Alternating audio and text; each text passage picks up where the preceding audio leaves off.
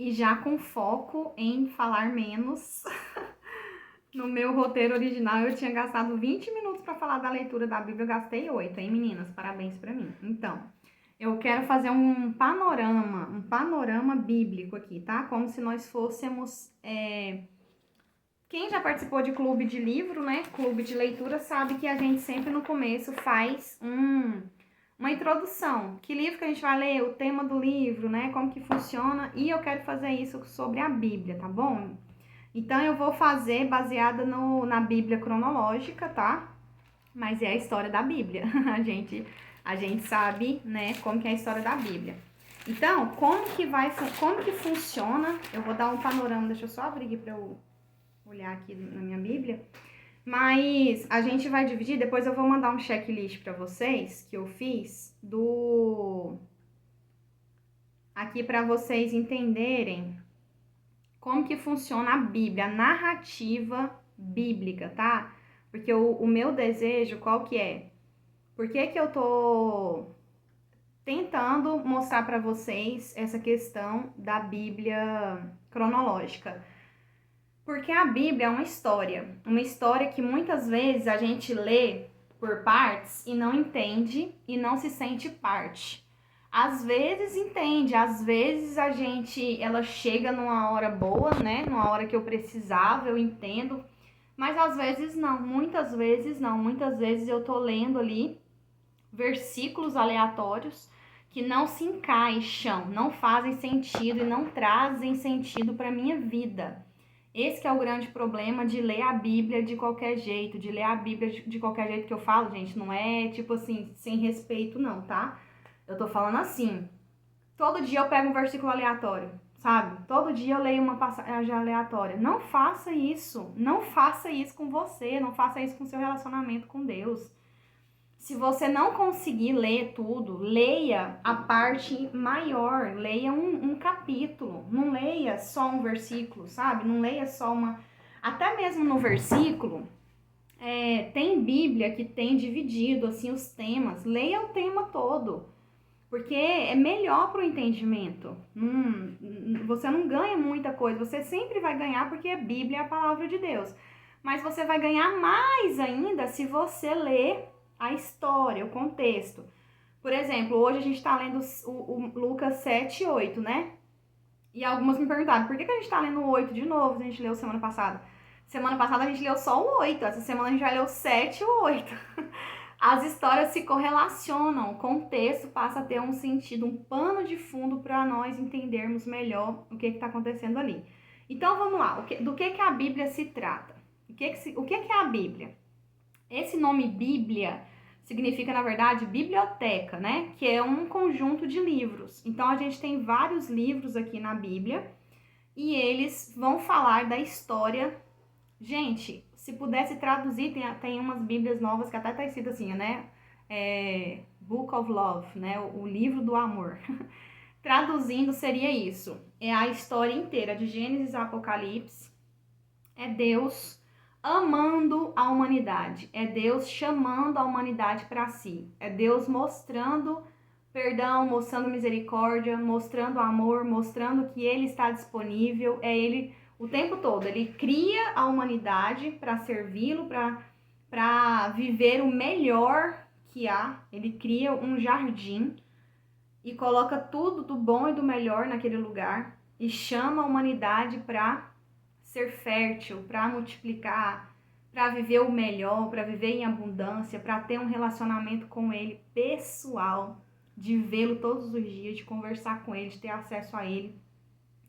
E aí a humanidade cai e daí por diante o livro, a Bíblia inteira, até o Novo Testamento, vai mostrar Deus buscando redimir a humanidade, Deus buscando trazer a humanidade de volta para Ele, né? Essa palavra redimir no original, ela significa gaal, que seria restituir para onde eles deveriam estar de fato.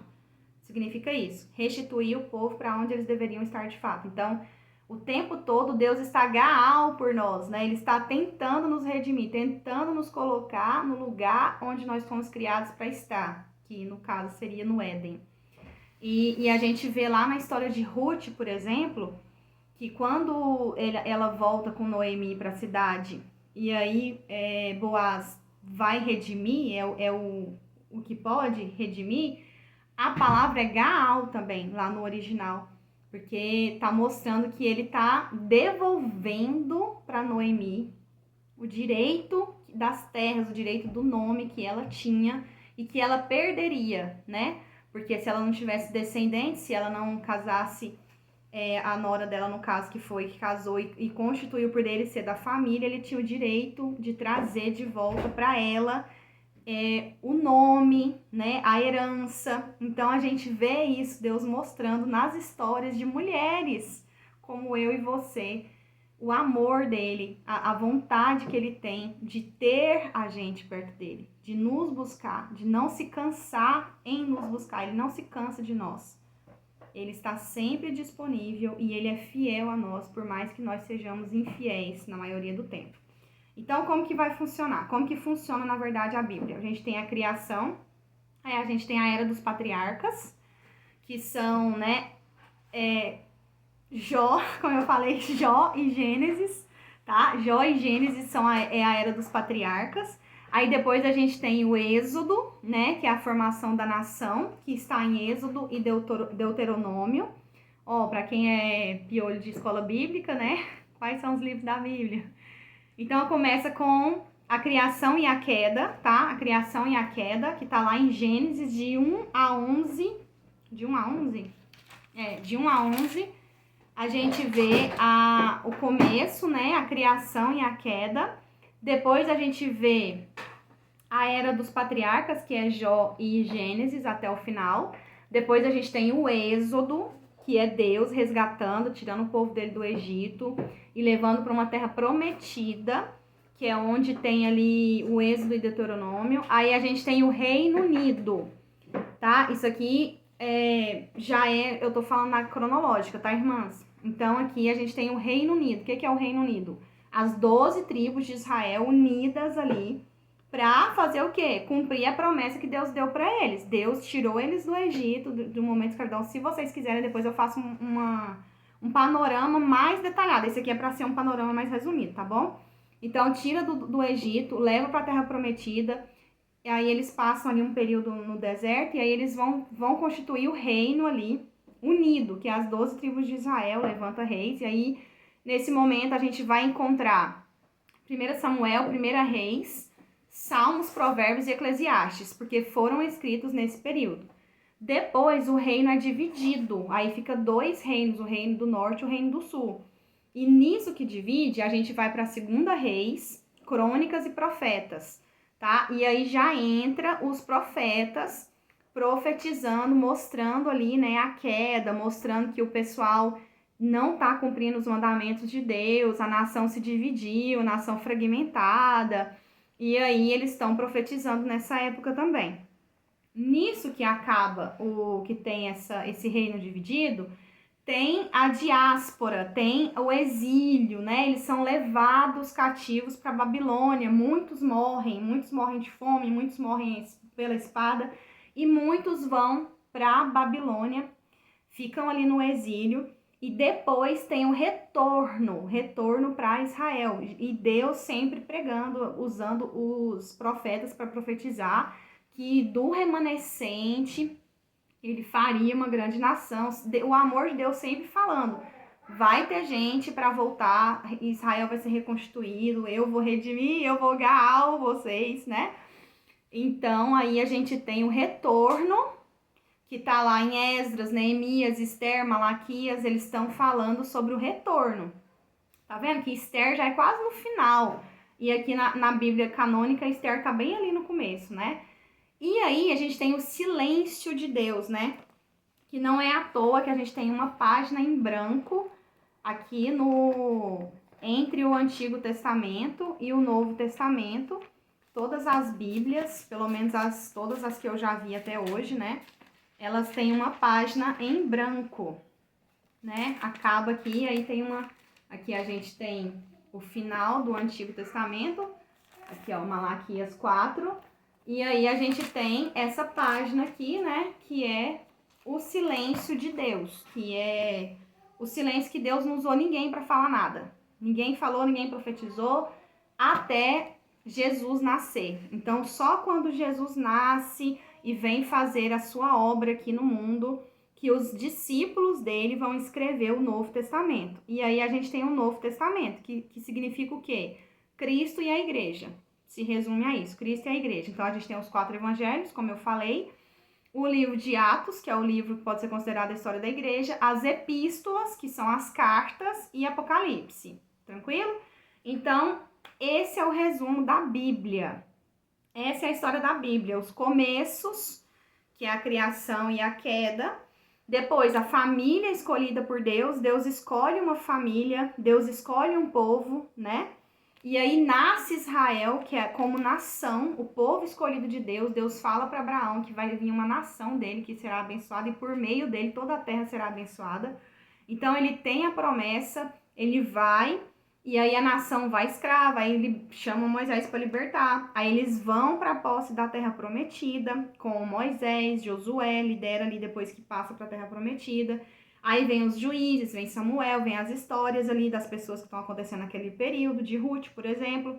Aí vem a monarquia unida, né, que seria o Reino Unido. Aí depois vem a monarquia fragmentada, a nação fragmentada ali que separou, aí o Reino do Norte, o Reino do Sul.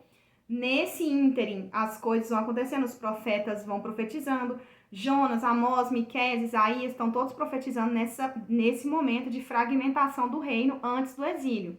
Aí vem o exílio. No exílio, quando eles estão lá na Babilônia, exilados, estão fora da sua terra, estão estrangeiros numa outra terra, no meio de povos idólatras, em meio a prostituições, 1000 prostituições de todo tipo. Daniel, Ezequiel, Jeremias e Obadias estão profetizando no meio do exílio, falando que Deus há de redimir, que tá ruim, que isso foi necessário, mas que há esperança, sempre mostrando, apontando para a esperança. Aí tem um retorno, né? E aí eles vão retornar, eles vão voltar, eles vão reconstruir a cidade de Jerusalém, eles vão reconstruir a nação, entenderam? Eles vão reconstruir, a volta é para reconstruir a nação. E aí acaba o Antigo Testamento, né? Aí a gente tem o período interestamentário, que eles chamam interestamentário, que é o período de um testamento para o outro testamento. E aí a gente vem com Jesus Cristo, vem com a igreja, tudo que aconteceu, né? Jesus Cristo seriam os 4 evangelhos e a igreja os demais livros do Novo Testamento. E aí finaliza essa leitura maravilhosa que é a palavra do nosso Deus que ele deixou para nós. Dentro dessa história, nós estamos aqui, o Senhor está aqui, o amor dele está aqui o tempo todo nos chamando. Então, quando a gente lê dessa forma que eu falei, que eu fiz esse panorama que tentei ser o mais breve possível, porque é a Bíblia que a gente está falando, né?